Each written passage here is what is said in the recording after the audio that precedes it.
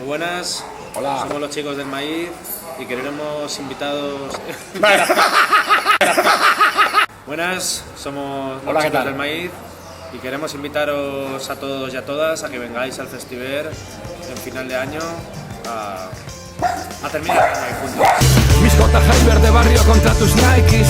Las enchufo como rimas Curtinitis. Se hizo el milagro, por fin salió en las tanqueras. Tengo jeras y un perro llamado Mikey. Ahí estaremos presentando el disco La Estanquera de Saigón. Es verdad, presentación oficial, la primera presentación del disco. Y nos vemos arriba del escenario. Por supuesto que Y vamos luego a abajo. ¡Salud! Adeu.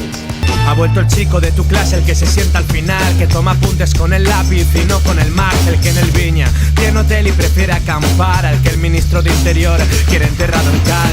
El chaval de los ojos azules, impecable prestigio, son más vicios que virtudes, no lo dudes, no. Estoy marcado por el odio, solo un folio y tu mirada chicarán que me desnude.